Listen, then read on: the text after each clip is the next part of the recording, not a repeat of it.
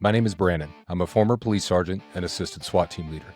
Today, my mission continues with a remarkable organization called Here Tomorrow, whose mission is the removal of all barriers to mental health support in order to save lives. Welcome to our podcast, Clearing the Minefield. The men and women in uniform who will be our guests have made extraordinary sacrifices in service to their people. Now, with strength and resilience, they live their lives on the road to wellness. We ask you to understand that some of the raw and real experiences they'll be sharing may be unsettling to some viewers. Now walk with me, friend, as we clear the minefield. Welcome again to Clearing the Minefield. Today my guest is one of my best friends in the world, one of the guys that I lean on when I'm struggling, so I'm going to introduce you to him in just a minute. But I want to remind you guys about one of our sponsors, Demons Behind Me. It's a badass company with a lot of badass apparel. They are mental health forward. They put their money where their mouth is when it comes to helping military and first responders. Go to demonsbehindme.com and check them out. So quick intro, this is my bro Jason, the Viking Wyman. We also call him Doc. Some people call him Jay. He's got 1,000 names, so it's harder to catch him when he's on the run. Welcome in, Jason. It's good to be here, man. You're welcome. Thanks I'm going to use a different name every time I reference him. I appreciate it. It was fun to actually come and to hang out in your lovely facility you have here. I'm glad to have you here. Jason's from Maine, right? So he comes out of Jacksonville, Florida. He's like, oh man, I can't wait to the sun. We'll go to the beach. I'm like, yeah, about that. So it's going to be cold and windy when you get here. So he should be the one able to survive that. By the way, it's a nice flannel you're wearing for this cold. It's fantastic flannel. I actually wear it quite a bit. It's the Demons Behind Me shirt that you got. What a coincidence, man. That's amazing. It's weird. It's almost like I only packed this one shirt. Only this shirt. Yeah. Nope, nothing else. Just this shirt. Well, you picked a good one. Yeah, I did. Yeah, let me congratulate you on that. It's long enough. So, Jason, I know a lot about your story. You know a lot about mine. Yep. Tell us a little bit about where you're from. I'm from mid-Maine, right in the Augusta area, just outside Augusta, the Belgrade Lakes area. It's a gorgeous, gorgeous area. It's where I grew up, really. So I'm a Mainer at heart, and I've traveled all over the place. I've lived in Texas and a number of other states, and I left Maine as my home of residence throughout the military. So nice. That is my home. Man, you're right. It is just one of the most beautiful places in the world that I've been. You know, we've got family up there. I've been in Booth Bay Harbor. It was incredibly beautiful. Oh, it's gorgeous. We went to the what's the pier? Place with the pier? The ocean. Yeah, that's the one. And it goes out into the water. It's not a lake. It's the ocean. I mean, it's got the pier fries, like the. Yeah, there's a lot, Brandon. Anyway, so most of this state is on the ocean. So we're up there looking at that place, and I just read The Mist by Stephen King, right? Oh yeah, so yeah. We're walking through there, and I look off, and there's this massive fog bank coming in, and it just like you can't see. It's like 10 feet from the top. So I'm like, oh, we're about to die. Yeah, this is where this happens. There you go. And it happens every time. Like the mist comes in, and Stephen King. That's a documentary. They're just all really. gone. That's what happens. And as soon as the mist comes in, gone, toast. What's it like growing up in a place like that? Because it's for me, it's well, the mist is scary. The mist is scary. Yeah, I can attest to that. So to me, it's I grew up in northeastern Kentucky, which so small town vibe, and there was a lot of that in Maine, which I really liked. A lot of kind of a sense of community that maybe you don't get in bigger cities. I really enjoyed it up there. I still enjoy it up there. It is a very small sense of community. Like you know everybody. The town that I'm from, we have the Veterans Memorial Monument, like most towns do, and my last name's on there. So I'm kind of not legacied in that town, but it's my name is prominent through there. So it's my heritage is there, my family's there. It's a nice place to grow up. Yeah, it's cool. Like you say, you're known up there. When I was a kid growing up, somebody would meet me and they go, "Are you John Daniel's son?" I'm like, "No, I'm his grandson." But so everybody knows your family, so you ain't get away with nothing. I was one of those that was. Nobody really knew who I was, but once I told them who my family was, they go, "Oh yeah." Yeah, I know. I'm like, that doesn't sound okay. Yeah, yeah, pretty much. I got a thing. Like, ooh. There you go. So you're growing up in Maine, pretty cool part of the world. Yep. High school. What was high school like for you? Oh, that's going to be rough because a lot of these people that are going to watch this are from high school. They're still gonna. Are they still? They're still in high school. They're still in high That's school. There's a amazing. lot of them that are. They. Uh, Buckle up. high school is all right. High school is all right. I wasn't a stellar student, but I made it through. I still have quite a few of the same friends as I did in high school. The high school friends tend to last a little bit more than your elementary school friends, I guess. But they were all good people. They have their quirks, their nuances, but that's what makes them them, and that's kind of why I like them. Nice, nice. So I know, like, when you went in the army, you were the old man, right? Yeah, 20 years ago when I went into the army, I was kind of the old man. I went in at 20 years old, which oddly enough, I don't know why it made me the old man, but everybody else was 17, 18 years old. Yeah. And it's wild to think that 2 years difference was a lot of maturity. And even then, dude, like it still wasn't that much maturity between them and me. Or then and now, even. Oh yeah. Well, yeah, from 18 to now, I'm still about the same. Yeah. But yeah, I was kind of the old man. It was weird. Was it something that just was it just an opportunity? Were you really drawn to service? What kind of pulled you into that? So when I grew up, my aunt, she dated the same guy all through high school, and he joined the Marines. And that was something that I kind of always wanted to do. I always wanted to join the military. I always wanted to kind of give back to my community. I wanted to give back to my country, to defend it against all enemies, foreign and domestic. Same thing you say in your oath. And when he joined the Marines, I was like, cool, that's what I want to do. So when it came my time, after 9/11 kind of happened, I went into the recruiting station. And then they had all of the different recruiters in there. So it was the Marines, the Navy, the Air Force, and then the Army was at the end of the hall. I walked into the Marines office and I was like, sign me up, boy. Let's do it. They got those uniforms, man. I was like, let's go. I want to be one of you guys. And they're like, ugh. Yeah, but You are too fat. And I was like, come on, man. I'll do all the pull-ups. I'll do all the push-ups. Everything they want me to do. I don't care. I'll do them. And he's like, oh, I know you can. Will you? But you're still too fat. And I'm like, fine. Yeah. So since the Navy wasn't there because they were probably golfing with the Air Force, I walked down to the Army office and I was like, sign me up. And they go, nice. You are not too fat. Do it. Let's do it today. So yeah, I signed up, and it was probably one of the best experiences, not one of the, let me rephrase that. It was probably one of the greatest experiences, not one of the best. As you can attest, for your time in law enforcement, you've had some great experiences, but they haven't always been the best. True enough. Great and terrible things, kind of both at the same time. Yeah. So Marine Corps was a no. That happened for me as well. My plan A was going to the Marine Corps, and I got medically rejected for one of the weirdest reasons I've ever heard. I had laser vision correction. I was heavy into combat sports at the time, and I had the one that came before LASIK, PRK, right? So they know everything about your eye. And I dutifully, honestly, turned in my medical records, and they went, you know what, bro? You crushed this PFT. You just got a hell of a score on the ASVAB, but your cornea are too thin. So, we can't pay for that in retirement. So you're out. Weird one. Weird one. Why? But it stuck. So yeah, that's how I transitioned to law enforcement. So you're in basic. You survived that. Yep. Yes. You survived that. So, well, yep. Mostly. Yeah. So when you went in, did you know what you wanted to do when you went in, or how did that evolve? Oh, no. So when I went to MEPS, the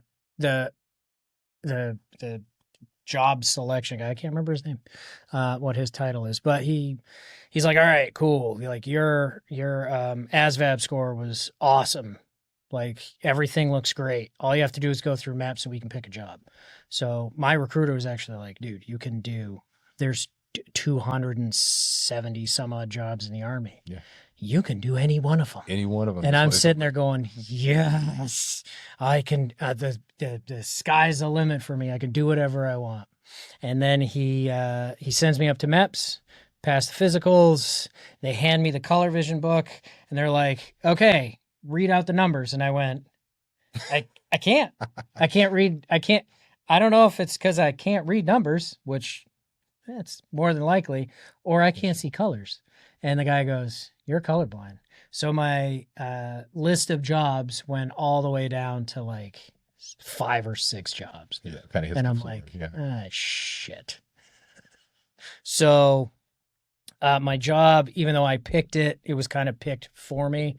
So instead of, you can have all of these things, well, not those ones, but you can have these ones.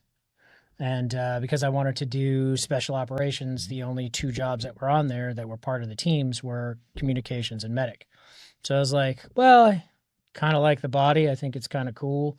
Not mine, but others. It seems dope. So I enlisted to be a medic. Enlisted to be a medic, and all of that entails. Did you have any particular thoughts about how it was going to go? Did you have like a picture in your head? Yeah. So as far as the military was going to go, I figured I watched Stripes and Full Metal Jacket, and it had to be somewhere in the middle, and it was closer to Stripes and Full Metal Jacket. But I just back to back. I watched them both back to back, and I was like, it's got to be somewhere in here. It's got to be. 2 of the finest films ever made. By the way. Fantastic! Yeah, fantastic. Fantastic. Bill Murray, one hell of a soldier. Yes. Yeah, as it turns out. Yeah. So, Army training. What? Army training. Army training, sir. Yeah. Fair enough. Boom shakalaka. So you go in. That's a ton of training, man. To get to the point, where you're in there. Yeah. So we had I had 16 weeks of AIT. It's like 9 or 10 of basic. And the 16 weeks of AIT is the first half of it is your national registry. So we're doing classroom type stuff, just sitting there learning how to answer the questions for your national registry for your EMT test. You go through, do your EMT test. If you don't pass it, you get recycled to the next class so that you can pass it. If you fail it again, you're needs of the Army, which I always thought was kind of funny because I was like, well, what if they need medics? And then you got to do it again. That would suck. Too bad. So I passed the first time. And then we start doing our combat medic stuff, which is where we do the interesting things like the chest tubes and the cricoid-thyrotomies and like the venous cut downs and blood transfusions, like all the fun stuff, not the EMT stuff. That was 8 weeks of that. And then you get sent out to your duty station. Where was that? Where was your first duty station? Oh, it's like my mother's favorite place, Kansas. Kansas. Was it Leavenworth? Or was it somewhere else? No. Leavenworth is Missouri. Is it Missouri? Yeah. Yeah, I totally knew that. Yeah. Fort Leavenworth, Leavenworth, Missouri. Whatever you tell me. Yeah. Well, I'm telling you. Well, fantastic. There you go. Was it flat? It was terrible. Yeah. Coming from Maine to go to that. Yeah, a little different. It was terrible. I remember flying from KCI Airport to the local airport in Manhattan, Kansas, and we had it was like a puddle jumper aircraft. First time I've been on a puddle jumper, by the way, which great. is fantastic. Oh, questionable. It was at that point in my life, up to that point where I was questioning my decisions of why did I do this? Because that thing was all over the place. Yeah. But I remember looking out through the window and going, there's nothing here. I can actually see the curve. I can see there's fields of nothingness. I'm like, this is where I'm going to be for at least the next 4 years. I was wrong because I had to spend another year overseas, but same thing. It was terrible. Terrible. You remember when we were kids, that movie Neverending Story? Who doesn't? Yeah, with the horribly traumatic horse scene, but not that one. Oh, there's a scene in there where he's like, one of the characters is trying to describe the nothing. He's like, I saw this, it's and it was nothing. Was it a hole? No, it was just nothing. And when I was out there. I'm like, man, there's nothing as far as There's see great nothing. people, chock full of great people. Oh, But, wonderful. but man, that was a difference for me coming from the hollers and the hills in Kentucky. I mean, there's just no change whatsoever. It's wild. Yeah, you can watch the weather come in a week ahead of time.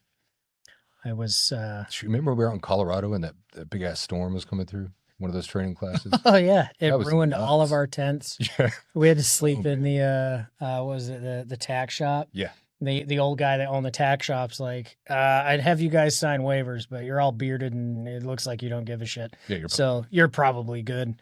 And then after all that happened, he's like, I'm gonna open it up for you guys to sleep in there.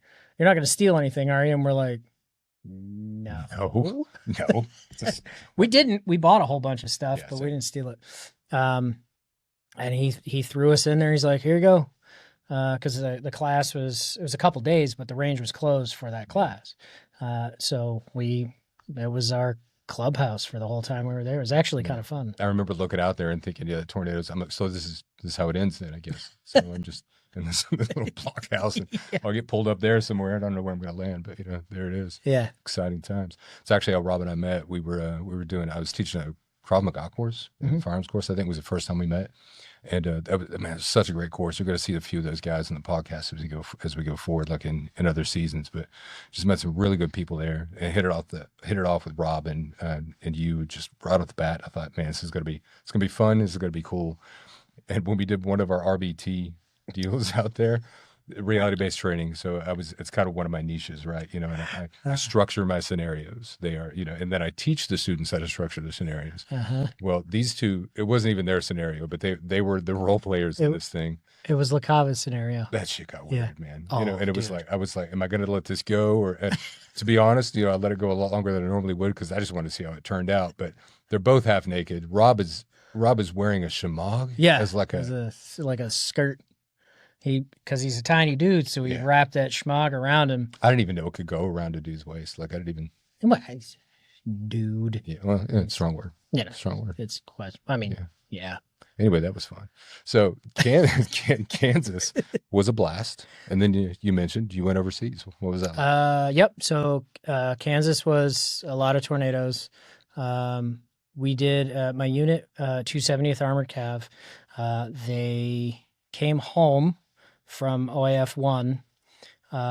They had like the fastest turnaround time. They had 9 months of refit, retrain, and shipping back out. So they really only had like 6 months at home. Because after you come back, you have a month of leave-ish, and then you have to do all the training, get all the stuff in, get everything ready, and then go. So there's a month on either end that doesn't really work. So they really had no time home. So we get overseas, and I remember it was my first time there, obviously, and my friends that had already been there, they just came back. So I am now in country. I am in a war zone. Surprise. But I'm in Kuwait. So okay. I didn't realize at that time that Kuwait was not like a big thing. That's where we staged, and then we head into Iraq. Okay. So I landed in country, and which I was baggage detail for that one. So when everybody got off the plane, we had to do the bag stuff, pull the bags out and all that. And I remember getting off the plane onto the tarmac, and the jet wash kind of, as it's spooling down, blows across me, and I'm like, ooh, that's kind of nice. It's comfortable. And then I went, oh shit, this is going to be really hot. Yeah. So we get into Kuwait. My friends never told me, so I'm sitting there super tense, like, when's it start? What, like, are we gonna? And everybody's on a bus, and they're just like, yeah, I got this, I got a hole, I got like 3 logs of skull, I got a bunch of rippets, and I'm like, why is nobody giving a shit about this? This is serious. It wasn't that serious. I didn't realize it until now. Well, not now, but after. That would have been weird if you just now realized it. Yeah, well, yeah. But knowing you, I mean, that's possible. Yeah. It's possible. Well, on the way in here, Yeah, that's when it I happened. realized it Or then. it's the Subarus. They'll jar They your do memory. that. Yeah, they jar your memory. Yeah. So you didn't stay in Kuwait, right? Nope. We started just kind of training a little bit, acclimation, and then we headed north. So everybody drove. I was on like trail party to kind of bring everything, our stuff back. And I flew on a Black Hawk. Everybody was already there for like a week before I got there. So I flew into Biop, refit a bunch of our stuff from Biop, got a bunch of our other gear, and then shipped it to where we were going, and then we flew in. So now you've landed. This is what you trained for, right? Yeah, as a medic, it's different. Yeah. As a medic, it's one of the jobs that you love doing, but you hope you never have to. So the things that I had actually trained for, I hoped I never had to do. Mm-hmm. How'd that turn out? It didn't. Yeah. So we've talked about this a bit before. I know this is a heavy topic for you, but if you don't mind, could you? It's a hell of a job, man. You know. Yeah. It's a hell of a job. It's a hell of a thing to ask anybody to do. Yep. Can you tell us kind of what that was like for you? It was. Again, it was one of the greatest things I've ever done, is to be a part of the medical corps, and to do your job well enough that your guys end up calling you doc. That's like it's like that's your award, that's your accolade. Usually it's like you get your nickname from your guys. Sure. whatever pilots do it, infantry does it, but medic, you have to earn that one title. So I mean, thankfully I got that one title, and I loved it. I loved it. It was hard to reconcile the fact that at some point I may have to play God and decide who lives and who dies. And I actually got some pretty good advice from, of all places, my mom. Nice. They do that. I was really stressed about it, and I had called her up, and I'm like, what do I do here? She's like, you just help everybody you can. With whatever resources you can. Don't worry about who is gonna live and who's gonna die. Just do everything that you can do. And it kind of stuck. And I was like, oh yeah, I guess that makes sense. I'm kind of overcomplicating things that don't need to be. So she kind of simplified it, brought me back down in, and I ended up having a pretty good deployment. I had some ups and downs on it. But I got to do my job, and I got to do my job effectively. It's curious too, because most of the time, and I run into this with some first responders, and it's kind of crazy how much this happens. But I was talking to a friend the other day. He responds to a pretty serious call, and he gets there, and it's his dad. So he's working on somebody he knows now. And these aren't just people you cross paths with. These are people who become friends. They become brothers. Mm-hmm. Most of us will never have to do a thing like that. What's that like for you in that position? Thankfully, I didn't really have to work on my own guys. Okay. We were pretty effective in what we were doing. I mean, I did have to work on a handful of other people, but the thought of having to work on our guys it's rough. Yeah. It's rough having to hear about your guys getting hit, and now you hear that one truck is decimated. You have 4 guys on the truck. You have 3 that are killed, and then you have one guy, the medic, who's still technically alive, and you're hoping, as he's flying through the air, you're hoping he's going to get to the next echelon of care, and he's going to pull through. He's going to be all right. And you hear that he dies in flight, and you're like, shit.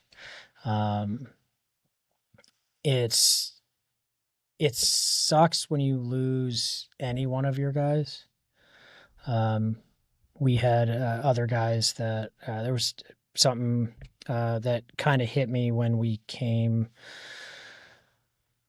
I left the military. We had another medic. He excellent medic. He was attached to Alpha Company, and when our unit kind of disbanded, some of the guys from Alpha Company went to another unit, and they got deployed. Well, this guy got deployed. He ended up he got hit by a sniper, and he was in the gun. He got killed. And I remember that guy's wife, while we were home, she looked at the medic, his team medic, and she's like, all I could think of is, where were you? Not judging him because he wasn't there, but hoping that if he was there, her husband would still be alive. And I could see that put a heavy toll on that medic. And I mean, with my experience, the medic that had died, James Kessinger, my NCO had decided to swap us out at the last minute. So he's like, "Hey, Kessinger, you're going to go out on the mission. Wyman, you're going to stay back, and we'll rotate you out after the Iraq elections." So I was like, all right, man, it sucks, but I'll rotate out with you in like 3 days. That was the last time I saw him. When we got home, I had a lot of survivor's guilt about that. I got home, and I was with Kessinger was attached to support platoon, Ghost Riders with Sergeant Nixon.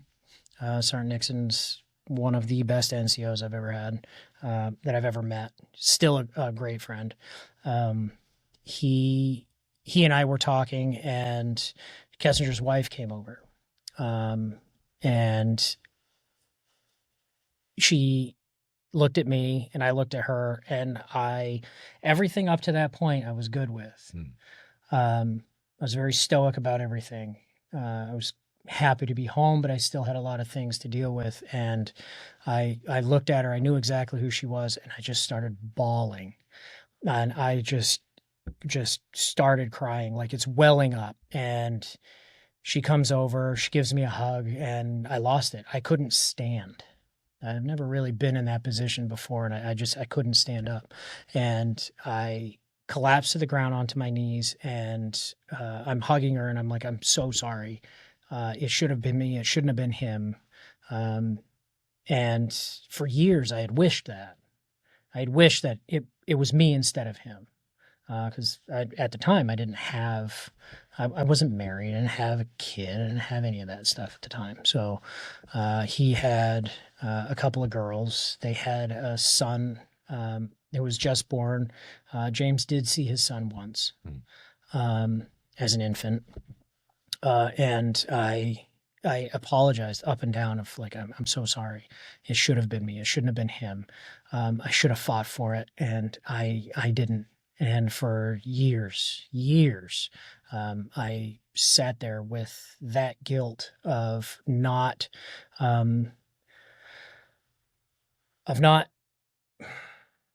being that person, of allowing him to essentially die. A couple of things that I kind of relate to there, and it's, God dang, man, when I say that, the men and women in uniform, wherever they're at, serving the world, make extraordinary sacrifices, guys. I mean, this is what we're talking about. This is just an extraordinary thing for a human being to be put through, to go through.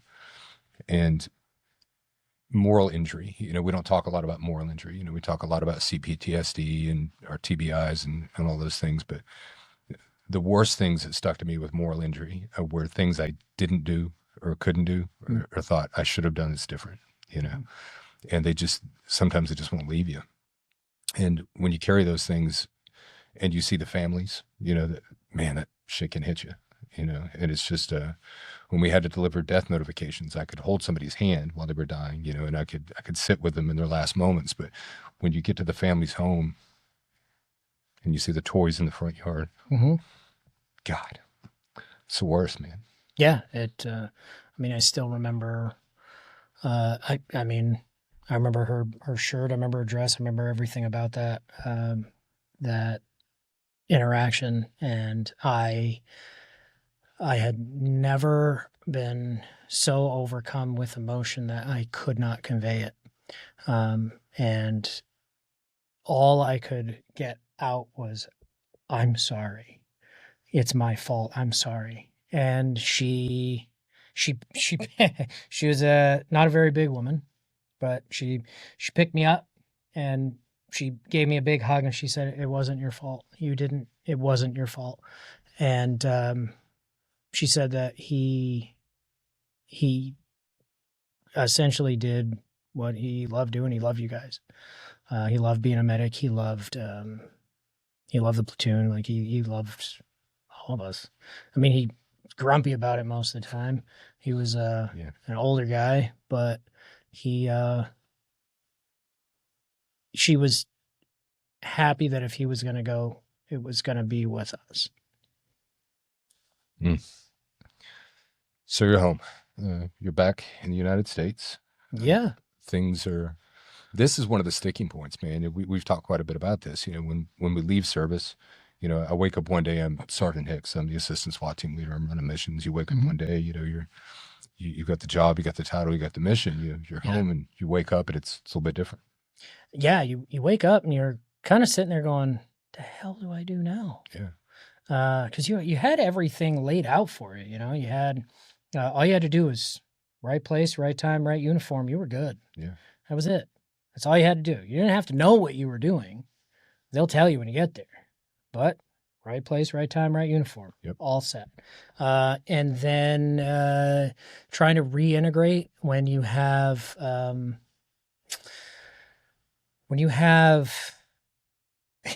you have people that they got their coffee order wrong and they're just like, "Oh, this is Splenda, not real sugar. This is unacceptable. Yeah. My day is ruined." Where I'm coming from an environment where I'm like, I almost died and my friend did die. Yeah. That was pretty much the worst day I've had. So I don't care about my coffee. Just coffee's fine. Just give me coffee. Yeah. So it's really hard to relate when you come back. You're having a very difficult time relating. And it took a lot of therapy, a lot of EMDR, a lot of neurofeedback, a lot of talking about it. There's a lot of talk therapy in there too, which, I mean, I advocate for all of these things. If you have issues that are kind of plaguing you, find one person, just one person that you can open up to about it. If you find one person that you can open up to about it, it makes it so that wound isn't so raw. It's not so bitter. It's not so problematic and troubling. So you can later on you can open up to two people about it. If you can open up to two people, eventually you can open up to four. If you can open up to more than four, then it's not. You still have that scar, but it's kind of healed up a little bit. Yeah, it makes it easier to talk about. And I love that you said that, because I always say, you know, that the traumas, the moral injuries, they feel like they're individual, right? These are upon me, but I don't believe those are things that people are meant to be carried alone. No, you know, I think that's a burden. This is a burden that our country asked of you, you know, in a way, kind of collectively, for you to go and do this, and we don't always do a good job of carrying the burden collectively. You know, it's kind of left to the individual to work through that. What was it like for you? I know you found your way, like I did, into EMDR and some other things. What was it like for you trying to get that help? I mean, I got like a blessing and a curse having to deal with the VA. Right. So I got to deal with the VA once I got into the VA. It wasn't. I have to say that the main VA system, the Vision 1 system, is actually really, it's decent. It's good. The main VA is actually the very first VA in the entire country. So Wow. Togus VA was the very first veterans hospital that treated soldiers from the North and the South, which is kind of a cool little tidbit of information. But it was, once I got into the VA, I had to navigate, how can I get the help that I need? So I needed to figure out what the help I needed was, which is kind of like a metacognition of sorts, is where Sure. you have to think about your thinking and go, all right, what am I doing here? What would help me? What would benefit me? And I mean, thankfully the internet's there, but don't check your symptoms online, because you'll have, like, I don't know, leg cancer or some shit. In your brain. You have leg cancer in your brain, you're gonna die. So do a little research on it, and I kind of went, okay, maybe I know I need to talk to somebody. I don't want to talk to just anybody. I want to talk to somebody that's going to give me the tools to help me progress in my my healing process. So I talked to the VA, and I was like, hey, how can I do this? And they're like, well, here's what we're going to do. We're going to pay for you to go here. I was like, all right, cool. I went in, started doing talk therapy. That's where I did my EMDR as well. EMDR was very helpful. Then COVID kind of hit. Talk therapy kind of went out the window for a while. And I went into neurofeedback, kind of help with that. VA was covering that. So I got a lot of help through the VA, but you had to get into the VA. That's the struggle, isn't it? Yeah, getting through that layer of bureaucracy. There is a struggle there, but I think the biggest struggle is a lot of guys will sit there and go, I don't need it. Give it to somebody that actually needs it. Well, that's the thing, guys, is like, when you enlist and you get discharged, you sign up for the VA, you get your own piece of the pie. Mm-hmm. Like your own pie, not even a piece of the pie. You get your own pie. Now, you have a pie, I have a pie. You have, through the VA, they say you can have X amount of your pie. So you get 50% of your pie. Because I suck with numbers, I'm just going to go with 50%. It's easier. So you get 50% of your pie, and then it goes back over here. They're not going to give me 50% of that pie. That pie doesn't come to me. It just sits. That's your pie. Yeah. Right? So maybe I get 75% of my pie. So I get 25% of my pie left. So my pie is here. Later on, when your issue becomes worse or my issue becomes worse, I can go, hey, VA, my stuff is getting worse. Get reevaluated, and they go, okay, yeah, it has gotten worse. Here's more of your pie. So that's not a community pie. It's for Yours. you. It's for me. But they're deciding how much of your pie you can get. They are. Yeah. But they're holding on to the rest of it for you. Yes, just in case. Just in case. Yeah, you probably don't want it anyway. No, I like a lot of pie. Oh, yeah, like pie. Big fan of pie. Apple? Nah, I don't want to say it. Really? Nah, I don't want to say it. You could just text me later. I won't say anything. I'll text you right now. Okay. No. I would tell you. Yeah, I know you would. So, man, I've got a, we've had a lot of conversations about this, and we talk about the therapy, we talk about the clinical work, but often there are things that happen in our personal lives that really kind of move us to realize I got to do something different. And for me, and you know my story well, but maybe our viewers don't. On the night I decided to die by suicide, and I want to touch on this because here tomorrow, that's kind of where our focus is. Yeah. But on the night that I decided to die by suicide, I was ready. I had made the decision, and I felt the first peace I had felt in years. I really felt peaceful. I felt okay. So I was just kind of sitting in that. And I got a text from my daughter. It just says, "Hey, Daddy." And shocking, man, to say that text was shocking is an understatement. It jarred me. I was again struggling, that peace was gone, but I knew I had to stay in the fight, because I knew I had to be there for my daughter. And I know from our conversations that you had a kind of a similar experience. Would you mind telling us about that? Yeah. Yeah, I don't mind. Again, if you don't talk about it, then it just kind of sits there and festers, right? So Then it does. you gotta kind of own up all your own shit. So there was a point in my life. I was married. I had my stepson, who I still have. He's a wonderful kid. I know he's probably gonna watch this at some point, so he's a pain in my ass, Yes. but I love him. I He really do. does. So he was probably 3, 4-ish, somewhere in there, 3-ish, and still drinking milk, all that stuff, right, out of the sip cup. And I was struggling. I was struggling to find my place. I was struggling to find my humanity. I felt I was on the outside of everything. And it was at that point I kind of sat there and went, this is, what's the point of me being here? Like, I don't, I don't need to be here. Like, my, my wife doesn't, like, she doesn't really want me around. She did, like, we had to talk afterwards. Like, she did. We're divorced now, so it's kind of hard to say she did, but she's whatever. But she didn't want me to die. And my parents, kind of the same. I got to a point where, and this is something that has kind of mystified me, where the brain is in the brain has its own self-preservation. That's why you can't choke yourself or tickle yourself, right? So it has its own self-preservation. But when it comes to suicide, the brain is in such pain that it's easier for it to eliminate everything than to deal with the pain. Yeah.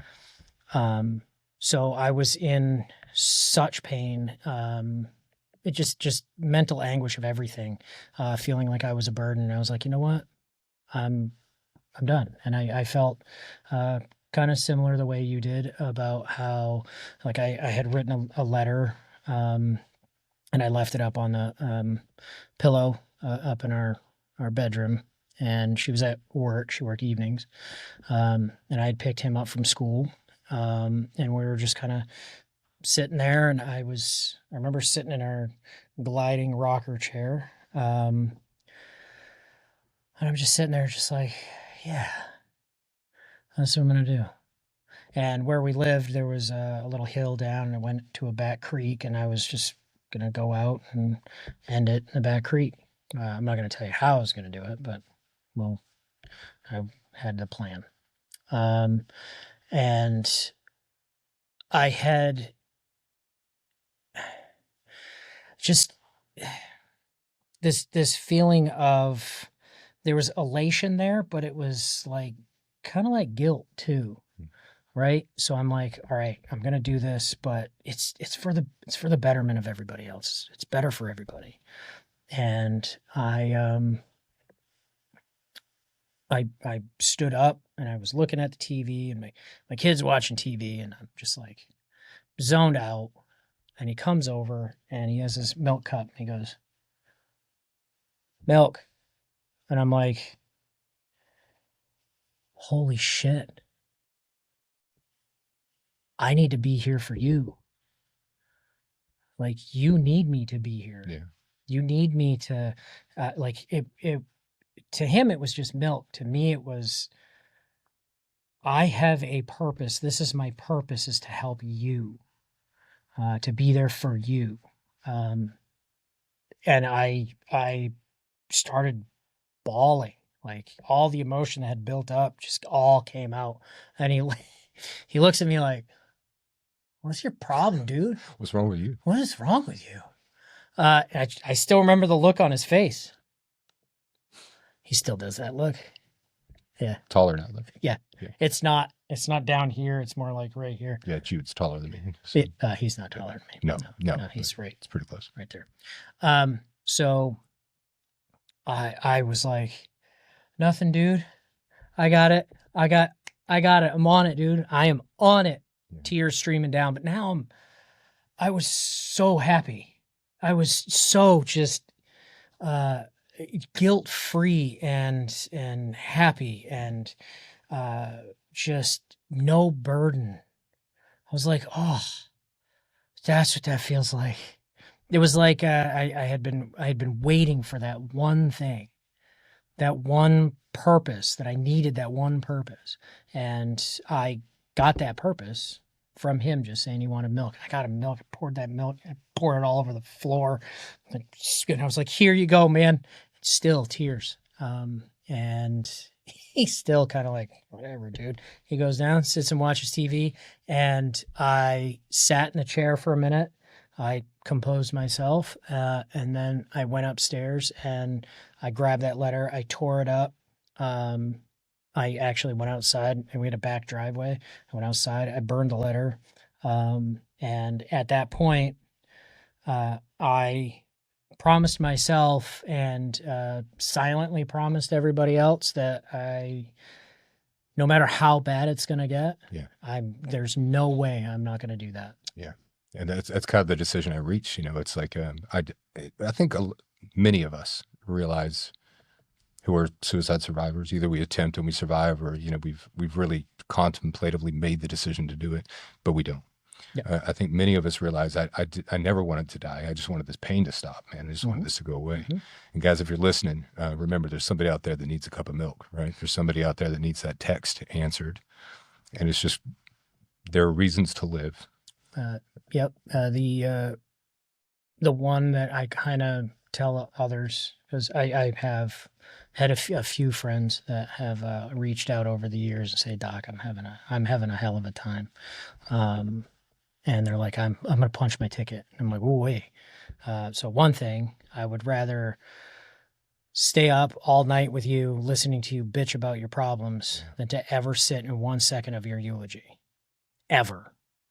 And one thing that I tell these guys is, if you make the permanent decision for temporary issues, you never, ever get to see it get better. Yeah. And it'll get better. It has to. It may suck for a while, but it'll get better. But if you eliminate that option, if you eliminate that possibility, you don't see your kids grow up. You don't see your grandkids. You don't see your kid go off and get married. You don't see any of those. You don't get to, like, one of the things that I always kind of liked is, and it's cheesy as shit, really. Like when you go to somebody's wedding and they have the, what is it, the length of marriage dance, like the marriage dance. Oh, yeah. Yeah. So you have like, all right, anybody who's only been married a year, get out of here. So you have the the bride and groom are just like, man, we just got on the floor. We got to get off. This is stupid. Yeah. And then it's a year, and then it's 5 years, and then it's 10 years, and then it's 20 years, and then it's 50 years. And like your great grandparents are still together and they're still dancing, and they're the last ones out there dancing. Everybody's clapping and shit. And yeah, it sounds cheesy, but yeah, I wanted that, Yeah. But if you take away that option, mate, you're never going to see it. So you take away all of the joy and all of the happiness that you could ever possibly have. Yeah. So yes, when we lost our oldest boy, Tyler, to suicide, I say it takes away your wins, not your WINSs, but it takes away your WHENSs, And people think, when my son graduates from high school, when my daughter gets married, when my daughter graduates from medical school, all those things are gone, those wins. And the far-reaching impact of suicide, if I take my own life or you had taken your own life, it wouldn't have been you. It would have been your son. It would have been your family. Just that ripple effect is tremendous. And those are things that we as the survivors still carry around every day. And as you say, it's a permanent solution to a temporary problem. But I couldn't see that at my worst. I couldn't see that it was a permanent solution to a temporary problem. I kind of thought like you did, this is better for everybody. And a lot of people, I've heard them say it's selfish. It's the easy way out. It wasn't that. No. I didn't feel like I could serve anyone well. Yep. And I don't just mean work, I mean my family, and that's kind of what drove me to that point. Now I know you're kind of a pillar, man. I mean, you're one of those guys that people go to, who they reach out I to. don't know how the hell that And happened. it's kind of the same for me. It's text at 3 a.m, it's phone calls at 2 a.m. But for me, that has become a part of my recovery and my Yep. wellness. It's become one of the things that gives me purpose. Would you say it's been like that for you, or is it different? But no, it has been. It has been. It has been one of those things that actually has kind of led me on to Operation Brotherhood, my organization, to help stop veteran suicide. That's what we kind of started with. Now it's kind of help out homeless vets, but still the same thing. I still do that mission. Yeah. Just help out veterans however I can. Yeah. So yeah, it kind of has. It's given me that purpose. It's I never really thought about it. It's just one of those things that you just kind of do, because was it Robin Williams liked to make people laugh. Yeah. And the reason why he liked to make people laugh is because he never wanted them to be as depressed as he was. So I think that a lot of people that help others out Yeah. are the ones that are actually experiencing a lot of the trauma themselves, and they just don't want other people to feel the same way that they do. And I mean, for me, that's moderately true. I just can't. I don't want to do buddy funerals anymore. I don't want to do veteran service funerals anymore. For guys that punch their own ticket. Now, if you're doing the thing that you love and you wreck your bike, all right, dude, that sucks. But hey, you went out on your terms, on your high note, not losing to your demons. Because you got to put those demons behind you. Oh my God, that was slick, right, dude? That was good. Did y'all hear that? You just got to put them demons behind you. We're gonna go see those guys tomorrow. I can't wait for them to see this episode, man. It's this has been a really great conversation. We have a lot of really great conversations, which are part of my recovery and part of what keep me going. I love having guys like you, Rob, Angel, Jonah, Chris. Those are good guys. Just to be able to kind of kick around some of the same experiences that we've had. And I think this kind of thing, like with what I do at Here Tomorrow one-on-one is kind of what we're doing here for a lot of people at the same time. We're sharing that lived experience. We're kind of making that burden a little less of a burden, a little bit easier to carry. And I'm really glad that you were able to come on the show and share some of these deeply personal and painful things, because it's a hell of an ask. You were already asked to go overseas and do something that is just extraordinary. And then I'm sitting here asking you to come and tell us about it. So, we can all be stronger for it. Yeah. So I just think it takes a lot of balls to do that. You asked, dude. Yeah, I did. I mean, that's what happened. Well, when I thought of people who could help people, you're one of the first people I thought of. So. Oh, I thought I was like one of the last words. I thought of people that could help people, and none of them could do it. So I'm just asking. If I'm being completely honest, I asked 9 other people and they said no. So yeah, it checks out. That's kind of how we got here. Yeah, there's that sense of humor, right? So listen, man, is there anything you want to leave our viewers with? Anybody that might be struggling and who hasn't gotten any help yet, or anybody who's just starting to get help and they're moving along the path? Anything else you would want to share with them before we go? Yeah, get that help, man. Don't be too proud of it, because pride and kind of ego go hand in hand, and if you let your pride and your ego stand in the way, you're never going to get the help that you need. And it does get better. I promise it gets better, but you got to do the work for it. So talk to people, find that one person first, find that one person and talk to them. And then when you're comfortable talking to them, find someone else and talk to them about it. Find your hero, my kid. That's why I call him Hero.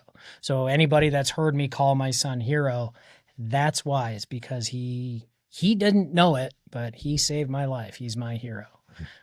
So find your hero and just open up, get the help. There's resources out there. Here Tomorrow, there's VA resources. If you need any extra help, I'll gladly help you out.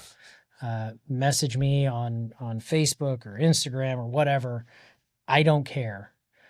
I will give you all the information, all the knowledge that I have to get you the help that you need. And if I don't have it, I'll ask somebody that does. So he actually means that. So if you're wondering, yeah, he actually will do the things that he says he'll do. Guys, I want you all to remember, if Mr. Rogers told us years ago, if it's mentionable, it's manageable. If we can talk about it, we can do something with it. And we both know, certainly that's a hard first step. But I always say, no one is coming. It's up to us. And if that makes you feel a little bit alone, focus on that us part.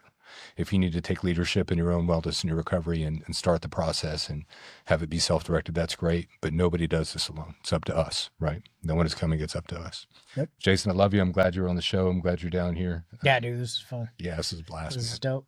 This is better than doing it on a laptop. So keep that in mind. If you're going to come on the show, try to get in the studio. It's a good call. And we got Letitia in the studio. So we don't have Letitia remotely. And she's way cooler. Yeah, agree. Guys, try to take care of each other. Try to be good to each other. Thanks again. And we'll see you next time.